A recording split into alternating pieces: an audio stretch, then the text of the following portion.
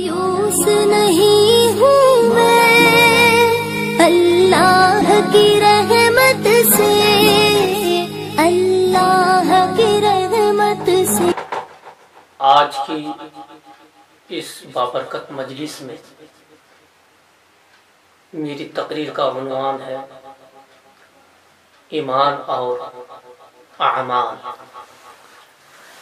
ईमान और अमाल में से अल्लाह ताला ने सबसे पहले किस चीज का हुक्म दिया? अल्लाह ताला ने जब इंसान को पैदा फरमाया तो इंसान से सबसे पहले किस चीज का खिताब किया, किस चीज का हुक्म दिया? लोगों से अल्लाह ताला ने सबसे पहले क्या तलब किया?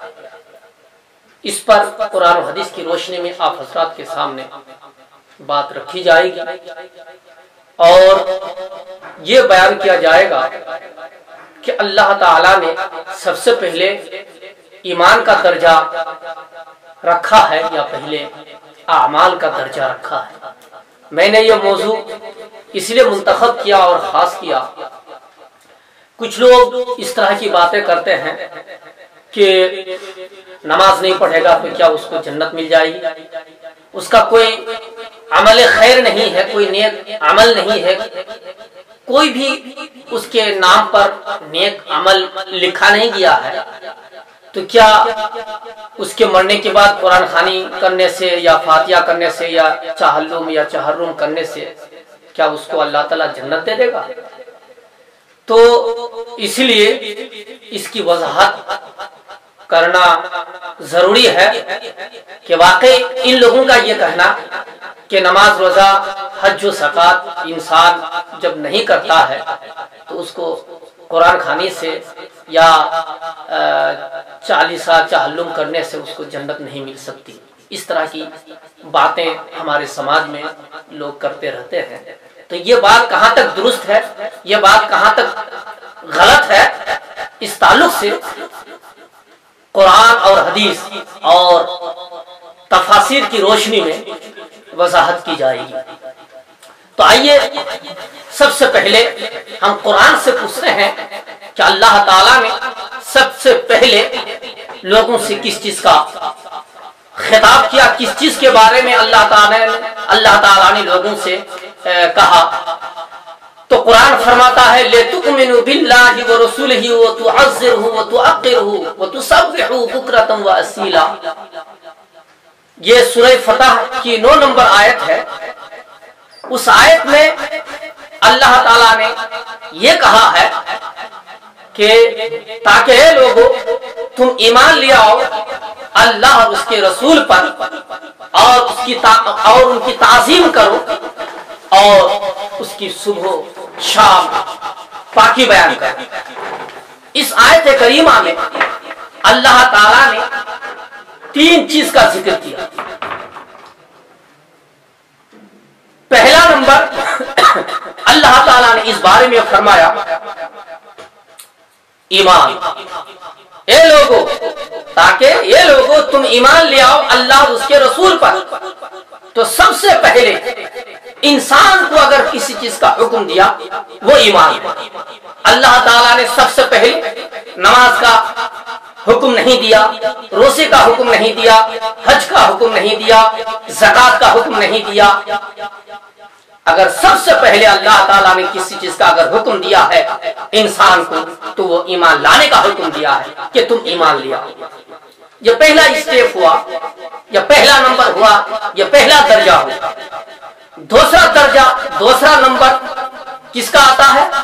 तो अल्लाह इरशाद फरमाता है वो तुअज़्ज़िरुहु व तुअक़्क़िरुहु, और उसकी ताज़ीम करो, उसकी तौक़ीर करो। यानी अल्लाह ताला ने अपने नबी को जो दुनिया में लोगों की हिदायत के लिए जो भेजा, उस आखिरी नबी की लोगों तुम ताज़ीम करो, तौक़ीर करो, अदब करो, इज्जत करो, मोहब्बत करो। ये दूसरा स्टेप हुआ, यानी मोहब्बत रसूल। पहला नंबर है ईमान, दूसरे नंबर पे दूसरा दर्जा अल्लाह ताला ने जो बयान किया वो है मोहब्बत रसूल, वो है ताज़ीम रसूल। وہ ہے ادب رسول کہ نبی سے ادب. تیسرا نمبر، تیسرا پوزیشن اور تیسرا جو درجہ ہے تو اللہ ارشاد فرماتا ہے وہ تسبح بکرۃ و اصیلا، اور اس کی پاکی بیان کرو صبح شام.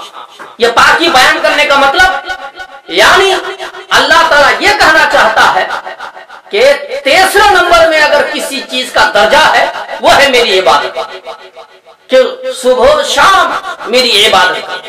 یہ آخری آیت کا ترجمہ یہی ہے کہ اللہ تعالیٰ نے اپنا حق بعد میں رکھا اور نبی کا حق پہلے رکھا، اور اس سے پہلے اللہ تعالیٰ نے ایمان کا درجہ رکھا، ایمان کا نمبر رکھا. اس آیت کے ذریعے سے یہ ثابت ہوتا ہے کہ سب سے پہلے اگر کسی کا درجہ ہے وہ ایمان ہے، اور اس کے بعد محبت رسول ہے، یعنی تعظیم رسول ہے.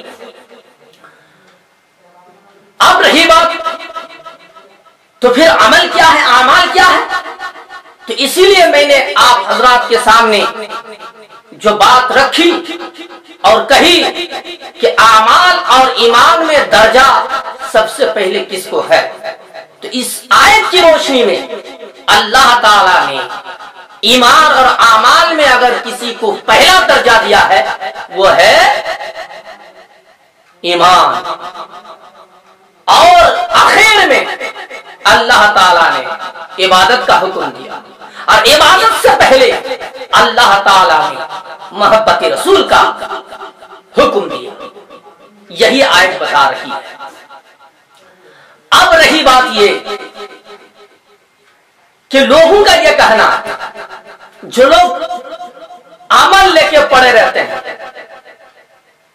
دعا وغیرہ لے کے پڑے رہتے ہیں کہ دعا، غسل کی دعا سیکھو، سونے کی دعا سیکھو، وضو کی دعا سیکھو، کپڑا پہننے کی دعا سیکھو، اس طرح کی جو تبلیغ کرتے ہیں، اس طرح کا جو پرچار کرتے ہیں عمل کے بارے میں، تو یہ کہاں تک درست ہے؟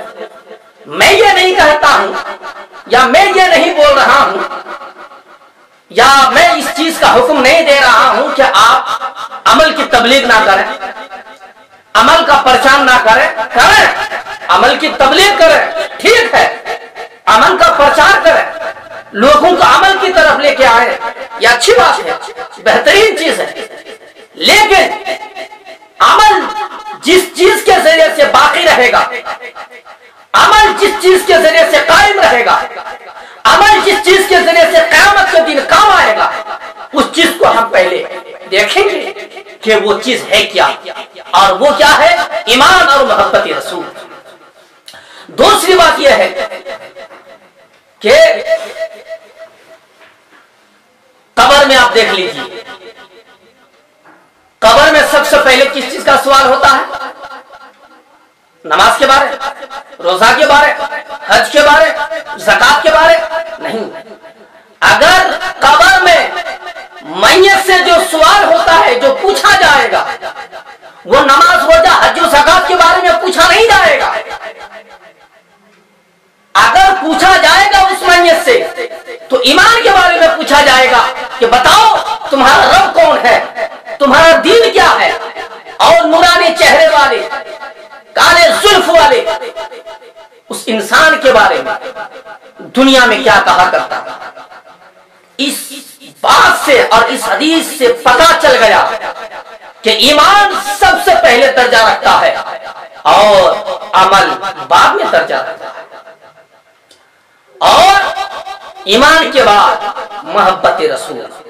جہاں جہاں پہ ایمان کی بات آئے گی وہاں پر عمل کا درجہ بعد میں ہوگا، عمل کا بیان بعد میں ہوگا، ایمان کا بیان پہلے ہوگا، ایمان کا ذکر پہلے ہوگا. لیکن اس حدیث اور اس آیت کی روشنی میں کبھی یہ مطلب نہیں نکل رہا ہے یا یہ مطلب بیان نہیں کیا جا رہا ہے کہ عمل کی کوئی ایمان کے سامنے کوئی اہمیت نہیں ہے. یہ نہیں ہے اور یہ بولا بھی نہیں جائے گا. کیوں؟ اس لیے کہ ایمان عمل سے جدا نہیں ہو سکتا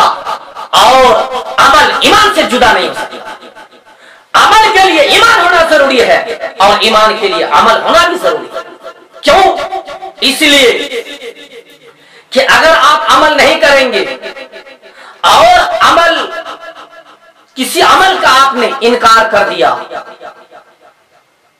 تو آپ کا ایمان برباد ہو جائے گا۔ آپ پر جو چیز فرض کی گئی، جو ضروریات دین میں سے ہیں، جو شریعت میں یہ لکھا ہے اور یہ بیان ہے کہ اس چیز کا فلاں چیز کا جاننا اور ماننا ضروری ہے، اگر ان چیزوں کو آپ نے کسی ایک کا بھی انکار کر دیا تو آپ کا ایمان ہاتھ سے گیا۔ اسی لیے کہہ رہا ہوں کہ ایمان جہاں پایا جائے گا وہاں عمل بھی پایا جائے گا، اور جہاں عمل پایا جائے گا وہاں ایمان کا پایا جانا ضروری ہے۔ اس لیے کہ قیامت کے دن جب بندے کا حساب و کتاب ہوگا، حساب و کتاب کے بعد جب اس انسان کا فیصلہ ہوگا کہ آپ یہ جنت کا حقدار ہے یا جہنم کا حقدار ہے، تو یہ تو حساب و کتاب کے بعد ہی نہ فیصلہ لیا جائے گا۔ یہ انسان کو جو جنت ملے گی وہ عمل کی بنیاد پر جنت نہیں ملے گی، نماز روزہ حج و زکات کی بنیاد پر اس کو جنت نہیں ملے گی، بلکہ انسان کو جو جنت ملے گی وہ ایمان کی بنیاد پر ملے گی۔ جب تک ایمان رہے گا وہ جنت میں جائے گا، اور ایمان نہیں رہے گا وہ جنت میں نہیں جا سکتا۔ تو پھر عمل کہاں کام آئے گا؟ ہاں، عمل کام آئے گا درجہ، کہ اس کو جو جنت مل گئی، لیکن جنت میں جو اعلیٰ سے اعلیٰ مقام بندے کو حاصل ہوگا وہ اعمال کی بنیاد پر اس کو درجہ حاصل ہوگا، اور وہ اسٹیٹس اور وہ مرتبہ حاصل ہوگا، وہاں عمل ساتھ دے گا۔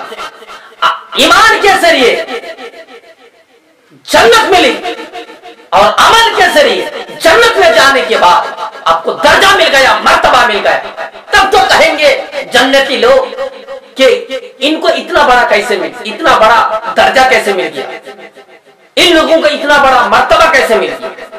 تو اس کا عمل بہت ٹھوس تھا، اس کا عمل بہت مضبوط تھا، اس جنتی کا عمل قرآن و حدیث کی روشنی میں۔ اس لیے اللہ تعالیٰ نے اس عمل کی روشنی، اس عمل کی وجہ سے اللہ تعالیٰ نے جنت میں اس کو اعلیٰ مقام عطا فرمایا۔ اللہ تعالیٰ سے دعا ہے کہ اللہ تعالیٰ ہم سبوں کو قرآن و حدیث کی روشنی میں زندگی گزارنے کی توفیق عطا فرمائے۔